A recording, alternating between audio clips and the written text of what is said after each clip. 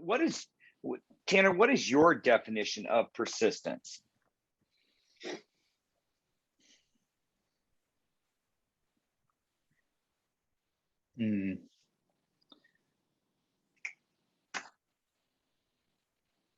The ability to stay on target even when it gets boring, even when things aren't going the right way, to keep moving forward regardless. Excellent. Kat, for you, what does it mean to you? To me, persistence, to not give up, to work harder, to keep pushing. Yeah, to not give up. I love it. So as you look at the way you guys live your lives and in your business, and I know, Stephanie, you talked about last week how when you were doing litigation all the time and going out and finding another area of law that you wanted to practice, at any time during that time frame, did you ever want to quit? I didn't. Well, there were times it would have been easy to quit. It would have been easy to just say, you know what, I've been doing this, I have a job doing this, and I'm just gonna stick it out. But I think that for me, like you were kind of saying, the whole equation, the desire was stronger than the resistance. So even though it would have been very easy, I think at times to just be like, I'm just gonna, keep on doing this for a little bit longer. Like, my health can be bad, it's okay. At that point, I knew, like, no, this is not. The desire is stronger than the resistance. So I love it. Love it. Kat, have you ever done something where you just kept putting your heart and soul into it, never had a breakdown or wanted to quit? Yeah. Yes. Excellent. What drove you to keep going? I mean, it's probably what's within me as a very competitive personality I have within myself. As hard as it was and as easier it was to quit, I was like, hold on, I know I can do it. So it was being aware of what I could actually do if I just push a little longer. And as hard as it was, I mean, I did it, whether it was, making that goal of 100K or whatever it was, it was just not to give up because I knew I could. So just for me being aware, mentally aware that, it's love it. possible. All right, Tanner, for you, any instances where you just were ready to throw in the towel or change directions? Which time? There's plenty of times in that. We call that Thursday. Yeah.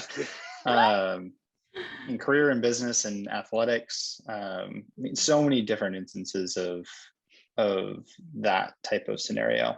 I feel I've always prided myself on being able to stay the course, especially when it came to athletic endeavors in college and things like that. That's probably where it all stems for me. And I love this part of the conversation because I don't know, last week before, I finished reading Atomic Habits, and that's on consistency of small habits and such as well, which I think fits right into some of the persistence. And one of the things that was mentioned in that book was like the greatest athletes, if you ever want to be fantastic at anything, when you ask the greatest or the coaches of those greatest athletes, what is it that makes a great athlete? And it wasn't that they had enormous amounts of talent or anything else like that. It was when you get through that monotonous, kind of boring piece of doing the same thing over and over and over again, and that pressure of just doing that same thing that needs to compound.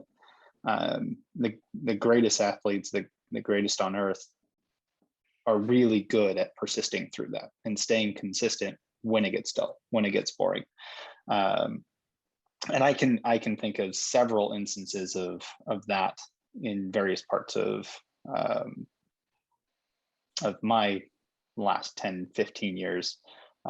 In athletics, it was swimming, and I will tell you, looking at a black line over and over and over again, and being just completely dead tired, there has to be a level of persistence to want to get back and keep doing that kind of thing. In business, I go back to actually one of probably the biggest pressure moments when I got into banking and mortgage lending. I wasn't trained. I didn't learn any of that other than trial by fire, jump in, figure out how to do it. And that was totally overwhelming, totally a challenge, where I wanted to give up, I don't know, more than probably 10 different times. But that being able to just continue to drive on was powerful to finally get over that, and then realize that looking back, that same level would not be as much of a challenge today as it was back then. Interesting. Well, good morning, Stephanie. Thank you so much for joining us. Good morning. I am fixing my life over here, so I'll be right back with you. Awesome. And I think it's really interesting. So I relate, we talk a lot about sports and business, and games are a reflection of who we are. And sports is a reflection, whether you were, I don't care what sport it was, sports is such a, definition. People say, oh, this is a sport. Well, that's not a sport.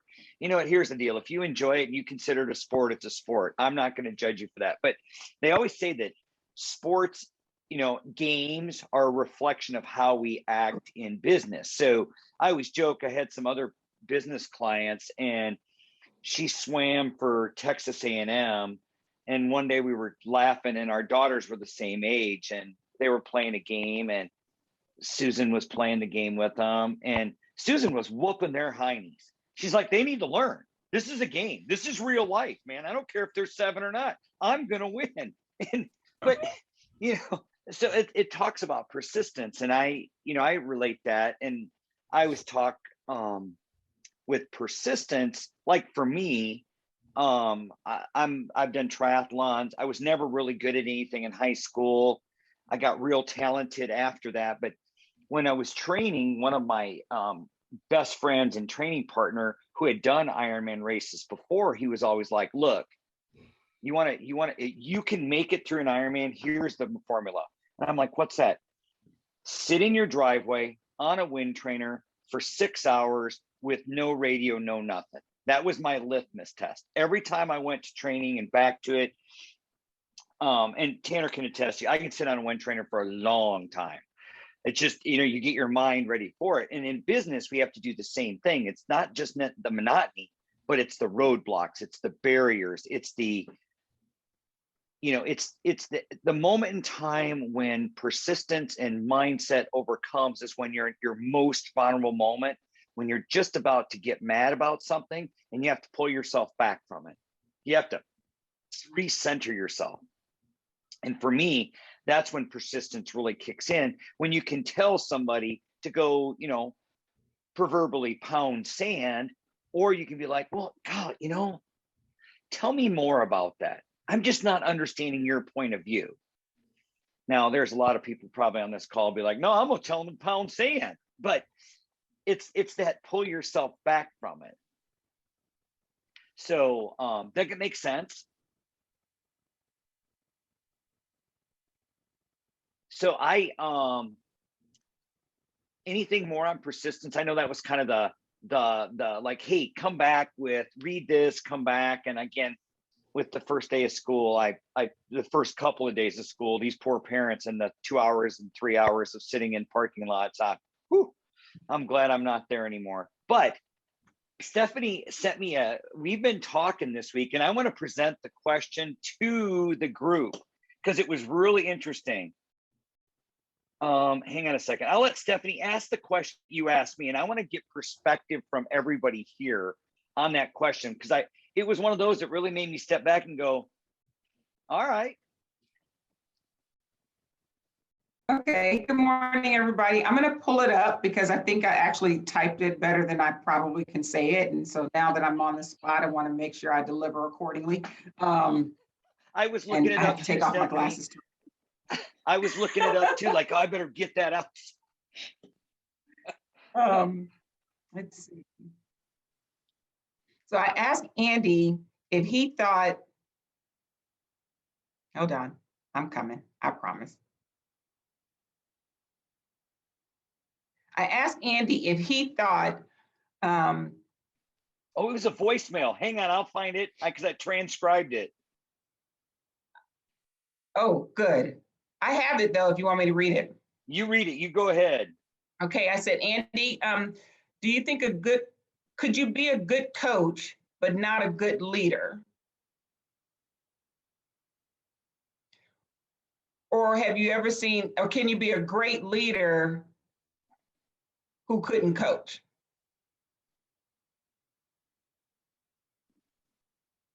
Yeah, that's it. And while you guys are pondering that, I'll read what my transcription said. Hey, Andy. Well, it's me, Batman. That's what it said.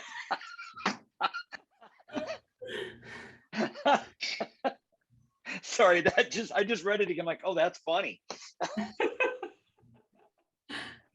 So I'll let you guys ponder that for just a second. And let's see what you guys think. I'm sort of just curious, what spurred this question? Like, yeah. So what spurred the question is my daughter is a competitive soccer player.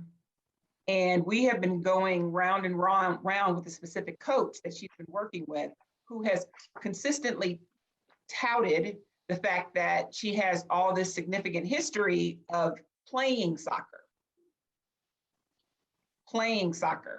but her ability to kind of connect and influence and allow the players to kind of rise and want to follow, that has been the bigger struggle. And Andy and I have talked about this over several months, but that question was really what was a summary of what I share with my daughter as she's entering her senior year. And as I was stating that to her, I thought, I need to ask Andy because I'm just out here just talking and I just need to see. I need to see if he thinks that there is a distinction between you being a great leader and you being a great coach. And so coaching for me is about, her cachet, the fact that these skill sets are there, that she has experience in that, but that could be significantly different than your ability to lead. And then I thought, well, what about the reverse? Could a great leader, have you ever seen a great leader that wasn't a great coach? Like you could be a great leader, but with the leadership skill set, I'm just thinking people just, they rise to the occasion because they're trying to figure that out. So that was kind of where that conversation came to mind. And then I started thinking about that as I sent that to Andy, that from a business perspective, I see that too. Like I see that, like the differences between someone that's a great leader and someone that's a coach. So that's where it came from, Stephanie. That was a long. No, I love this. Response, This is what but- this is all about. So anybody want to jump into that, or do you think we should define some attributes of what a good coach is and what a good leader is? I'm big on definitions. I mean, when you were asking that question, I was just thinking, I think that a coach does need to have leadership qualities, but a coach needs to have the ability, I think, to teach and to motivate. And leaders don't necessarily, you can be a leader in a lot of different ways, right? There are a lot of different kinds of leaders. And as a leader, you may not have the ability to teach, you may not have the ability to motivate, but you have other qualities, like maybe you always show up. Maybe you are somebody who is very encouraging. I think you can look at this a lot of different ways, but I don't think the two are necessarily like the two positions are necessarily always coinciding together on a Venn diagram, you know? I love a Venn diagram. You are my person.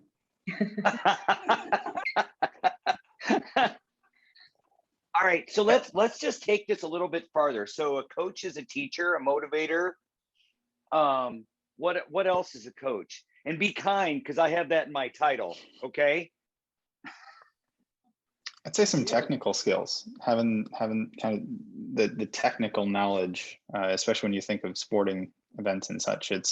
There's got to be that technician piece of it. Excellent. And Kat, just what to, else? Oh, go ahead. to add on to the conversation, right? I was thinking kind of that same way of almost maybe a Venn diagram, that you can be coach, you can be a leader, and there can be some that are fantastic at both, but they can be very separate. That's kind of my initial reaction to it as well. Excellent. Excellent. Any other words that falls in here? So what else? So leaders or leader, coach, any other definitions that you guys would put with these two words?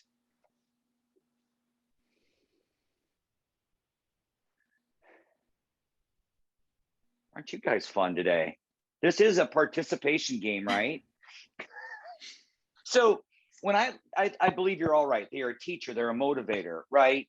They educate, they motivate, they coach, they plan. You know, I'm just using terms that we use. Part of it is coach. So if we define coach as one thing or many things, what would you guys, so this is the easiest way to do it. Think back to a mentor or a coach that you had, and what was one thing that they did for you, to you, about you, that really brought you forward throughout your life, that you think about like, oh, that was the best thought ever? Well, it was a challenging for me. I think it was a challenge. Challenging. I don't, So are and I don't know. coaches just, go ahead, Steph. I apologize.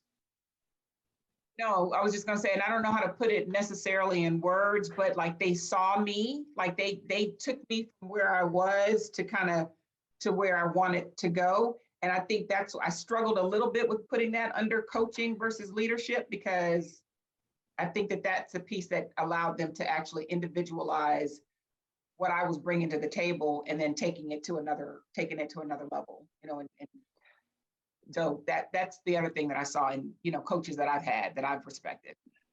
Yeah, but is it an and, or can it be an and or? They both did that. They both challenged you as a leader and a coach. Was your coach a good leader also that went along with it? So when you say challenge, I always put discipline, right? Discipline, holding people accountable, because that's always fun, right? You have to go run laps. I don't want to run laps, but you're going to run laps, right? Or, you know, holding people disciplined to, you know, goals. And I would say, kind of along that vein, on the leader's side, it's more the enroll and inspire on the leadership side. And that you may have a coach that's really good at leading, but I even think of how many different sporting organizations have coaches, but on the team there are captains. There's leaders of the team that are really, what's the vision of what we're trying to accomplish as a team, that tends to be driven more by the leaders of it versus the coach. At the end of the day, the coach is not always the good guy or the good girl, right? They're going to put that challenge on you, that frustration piece, that discomfort, that's ideally helping you change for the better. Leaders inspire you and kind of enroll you in that vision of why we keep going, why we're all heading towards that same direction. And yes, some of that can overlap. You can have a coach that's also very good at some of those attributes, but a lot, especially in sports, I think you see there can be that split between the coach and then the team leaders, whether that's captains or whatever else that may be defined as.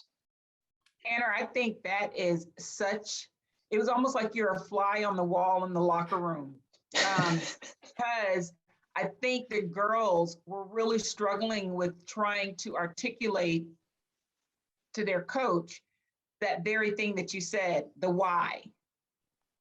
And so what you just articulated is that as the leader, right, they're providing the why. They're providing that this is the direction that we're going and here's why this is going to make sense, as opposed to let's just do it. And let's just do it. And so what was happening and what I'm seeing happen, and it's just becoming a culture that every year a new generation is asking the same question. Like, and as a coach, the piece is them asking why appears as if they're pushing back, when really what they're wanting to figure out is, how does this make me better? And so Kendall is now in the recruitment for college stage, because I can't even get my arms wrapped around. So we've been attending. You're not at that old. Thank you. And it is such a significant difference of what we've seen in terms of that talk that you just mentioned.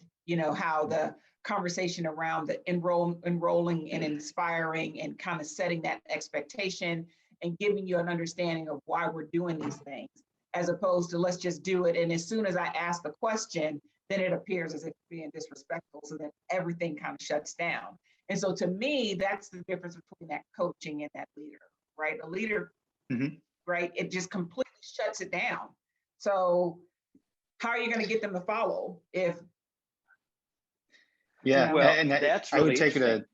I'd take it a step further and say that probably the best coaches, and this is looking back historically on the coaches that I've had, the best coaches foster great leaders. They're the ones coaching the leaders to clearly identify and articulate what that why is so that they can lead the team.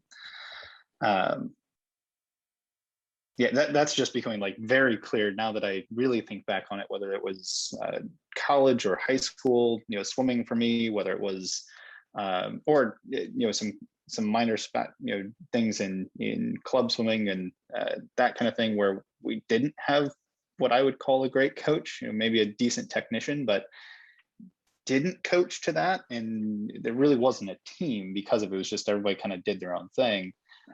Very different than, college was definitely that time for me where the coach was really good at coaching the leaders on the team to enroll and inspire and actually lead the team and become great leaders.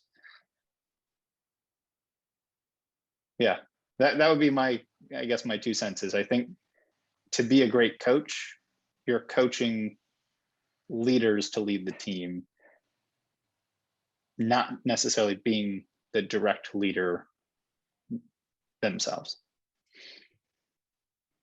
Interesting. I just saw your light bulbs go off. And so what I wrote there, a lot of times coaching is okay, so in the sense that we're using it, in my world, it's asking you a lot of questions. It's asking you your thoughts and coaching you to a decision, right? So sometimes in coaching, it's do as I say, right? Like, why are we swimming 3,000 yards? Why are we running this? Why are we doing that? So instead of that, leaders are about the why we just talked about, but do as I do. And they show, with doing as you do, you show the team the way, right? You show others the way. And this, so as you pull this forward into you, this is one of those interesting things that I'm looking at this going, wow. So if you look at yourself and you have to throw yourself into this mix, what do you need to work on? Sorry, I'm stepping out of the picture. I didn't think you needed my shirt, but what is it we collectively, all of us, we need to work on for ourselves? Because so in like you talk about that diagram, and one of the things that I always say is I know a lot of great coaches. I know a lot of great coaches. They are shitty leaders. Oh, sorry, recording. Sorry about that. But they're just not.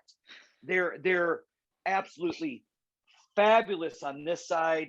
They can get people to motivate. They can plan. They challenge people. They hold people disciplined. But they only do this: do as I say. Right? When it comes to do as I say in any of us, think about it. Those of you that have had children or have employees or people who work at, traditionally, when we tell people to do something, it's automatically answered with, you can't tell me what to do. I call it the 15-year-old boy syndrome. I ain't going to do it. You can't make me do it. I'm not going to do it. Right. But when you look at what we do, it's how do you guys tie these two together? Because in work and in life and in sports, you must have attributes in all areas. Wouldn't you agree? I mean, just kind of thinking about what Tanner was saying, the differences between some of his really great coaches, inspiring leaders. Like I think really effective coaches are leaders. They have good qualities of leaders, sort of like you were saying with parents. I'm not a parent, but my mom always very heavily emphasized the why. Like, why do you do something? Why should you do what I'm telling you to do? And when she would explain it, it made sense. And then I learned. My uncle, her brother, never taught his children why. He just said, do what I do because I'm the adult, I'm your dad, and you have to do what I do, or you have to do what I say. But he never told them why. So they never really learned like to think for themselves. They never really learned to like, oh, like, why should I not throw a water balloon from the balcony of a 3-story hotel, you know?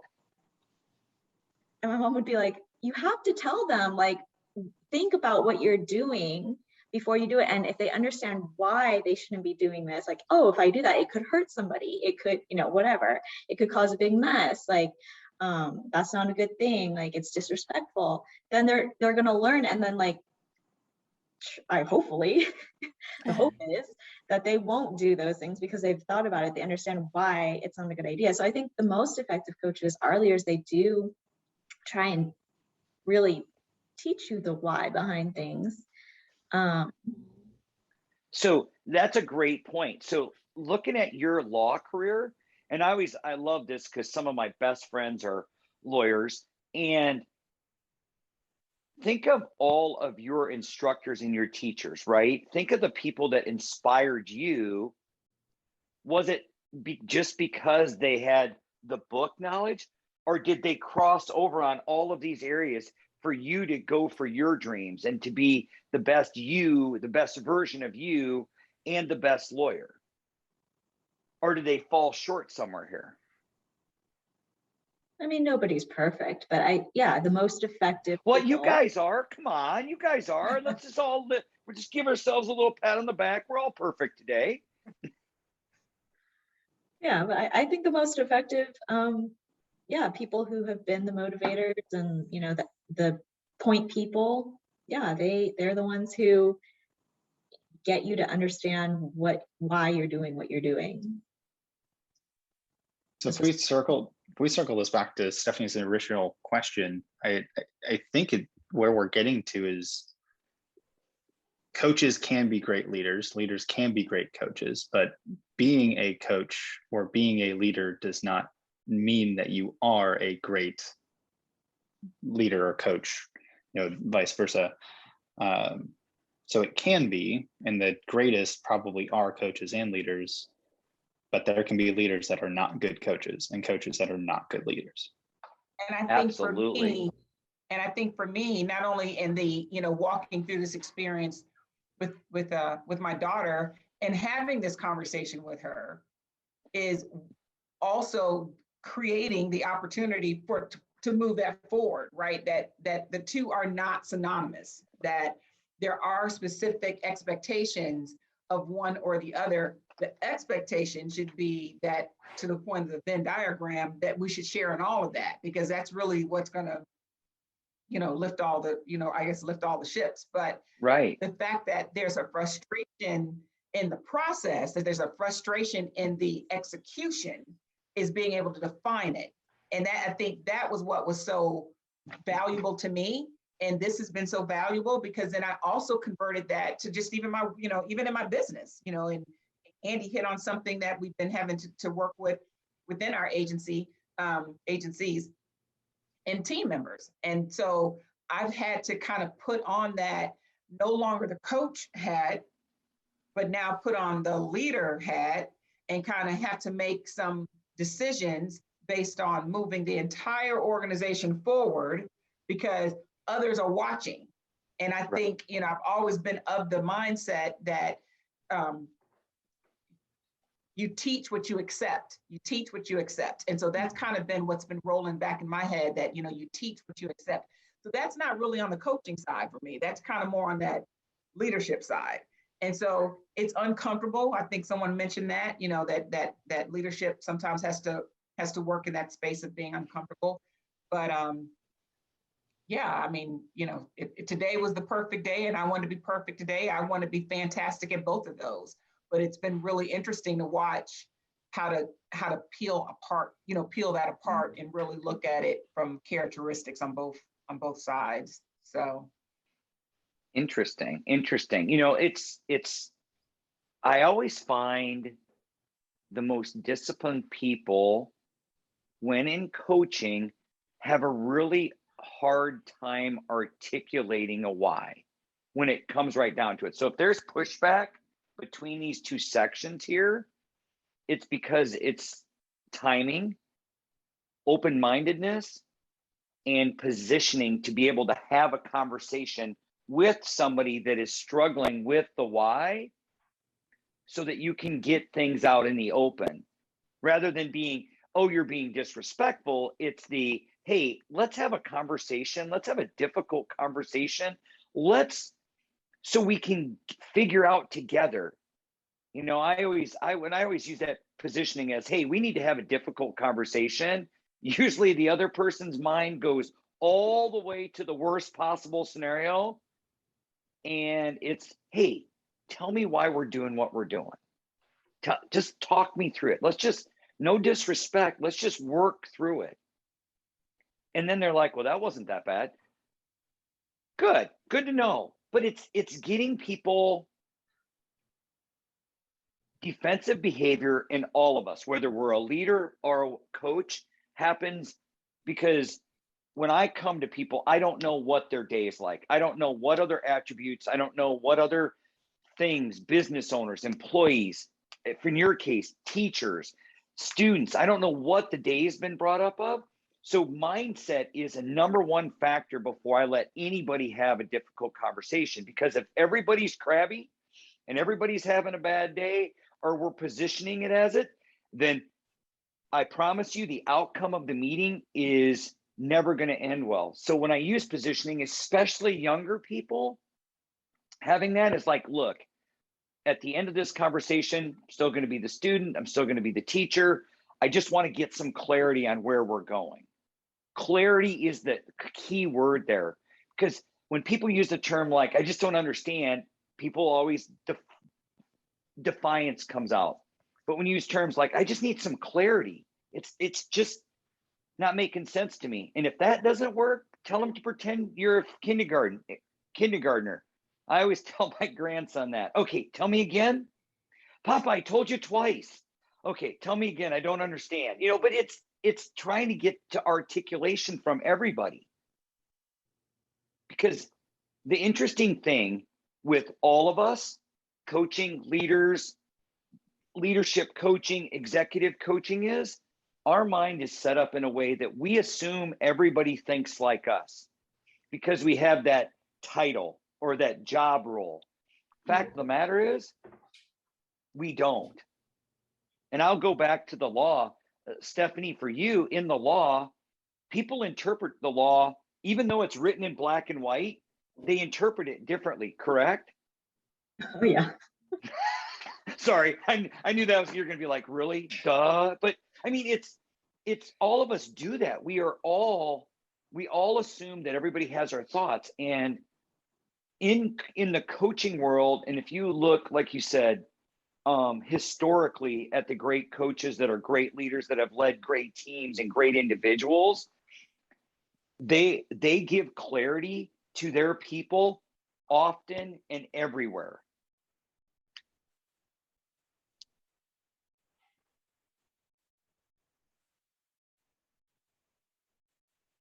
Awesome. I love Anything that. more on that before I do a brag?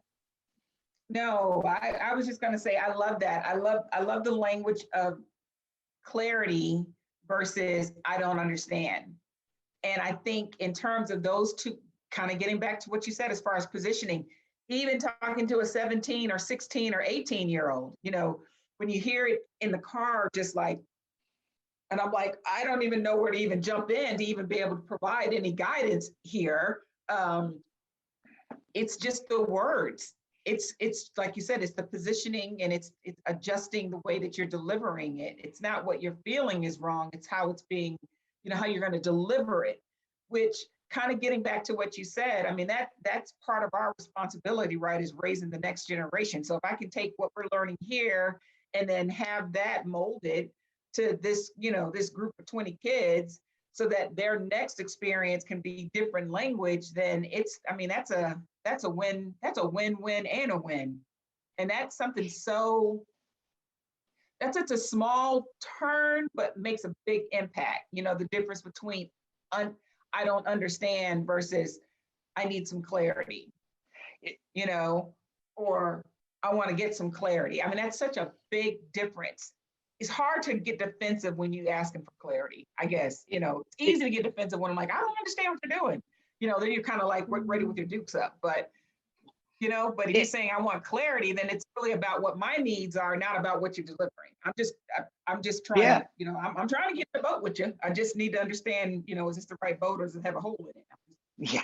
Well, and think about this for a second. Most of us don't study human behavior. Most of us, if you look at the long history, most of us, when we're in our 20s and sometimes 30s, we don't understand that language is broken up into three parts: body language, voice language, and the words we use. So body language is 55% of what people hear. So if we're in a room and people are just like, well, I don't understand, or hands on hips or arms crossed, people notice aggressive body language. And then my favorite is flexion, the tone, right? So if you look at body language is 55%, the flexion, the voice, the tone, and I always love that one. It's not what you said, it's how you said it. Any of you guys ever use that with somebody? Wait a minute, I think that's been used on me before. Because it's 38% is the flexion, and then literally 7% are the words that we use. When we're speaking to somebody, it's all about presentation. I always like that. So for coaches, or discipline in an employee, one of the conversations we always talk about, are you sitting across the desk or are you sitting next to somebody? Sitting across the desk or sitting in a chair that's higher than them. Or there's a lot of, we could talk about this for hours. I love this. We start talking about leadership and things you should and shouldn't do. But as we present to those that we're asking for clarity, it's just being open to any of the conversation. It's, hey, do you have a moment? Can we talk about some things? It's the positioning, it's asking for clarity. It's not having an attitude or having a predetermined opinion of it. For students, and this comes from, yes, I was a coach. I was a high school coach for a long time, but it's getting the kids to understand there are things that coaches do for safety and there's things that coaches do for team building, right? But it's just getting them to understand which side you're on. And it's hard. It really is. But if somebody would have come to me and said, hey, I need some clarity. Oh, great. What are your questions? Or I remember Hugo used to always, kids would be, as he was the head coach, he was Tanner's swim coach. He'd be like, I don't understand. Well, if we have time to define, his tone would change. Well, I don't have time to define it right now, but why don't you come stand up here on the deck? I'll get the rest of the team moving and we can talk about it. He'd just pull people right out of the pool and then be like, oh, snap, right? So there's all, and again, this is the same thing with employees. I wouldn't change the tactics that we're talking about here today with my own team or my clients' teams. Because clarity kills drama.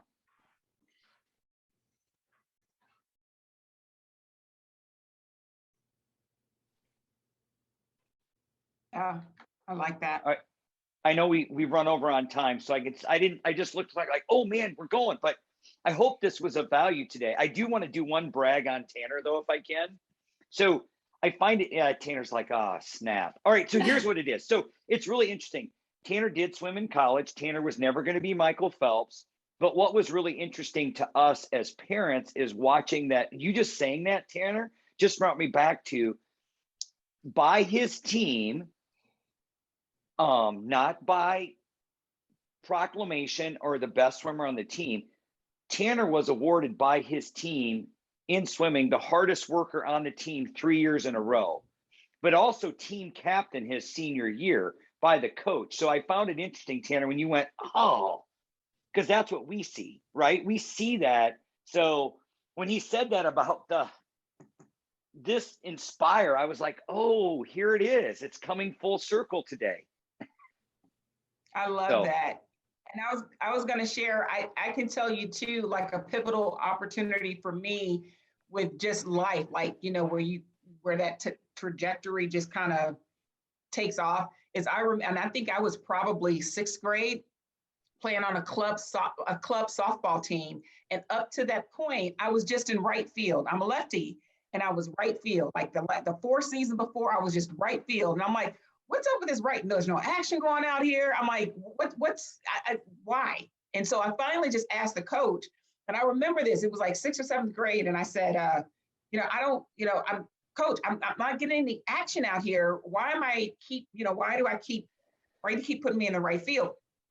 And he says, oh, I just thought you wanted to dress up. I didn't know you wanted to play.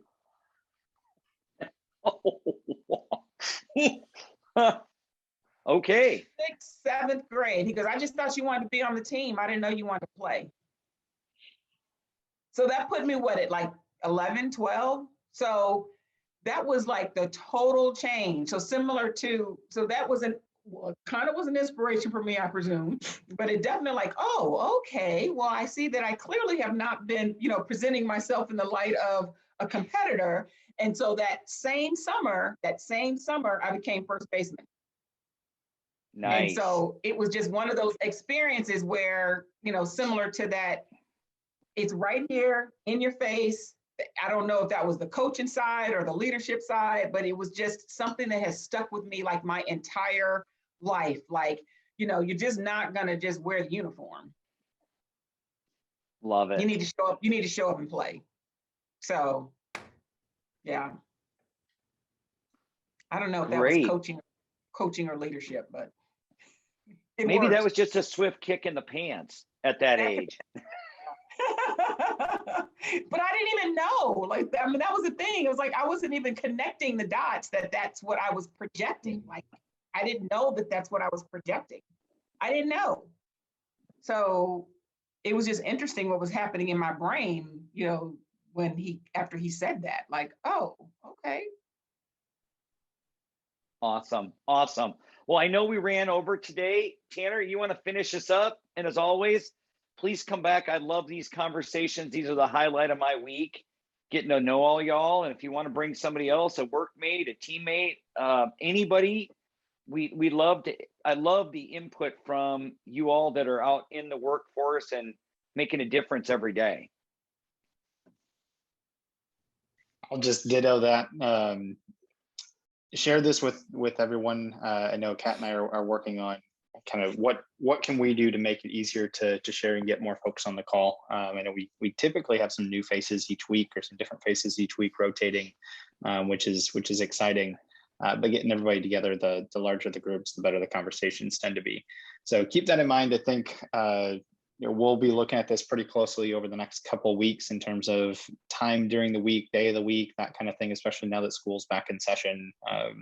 Hopefully things are getting back to quasi normal from summer schedules to kind of traditional schedules. So we'll make some adjustments as needed and just kind of continue to communicate that if there is anything, but we'll be keeping an eye out to make sure that we can continue to make this valuable and in the right time slot such for everyone as well. So yes, come back again, please. We'd love to continue these conversations. If you have any questions, anything else, please feel free to reach out.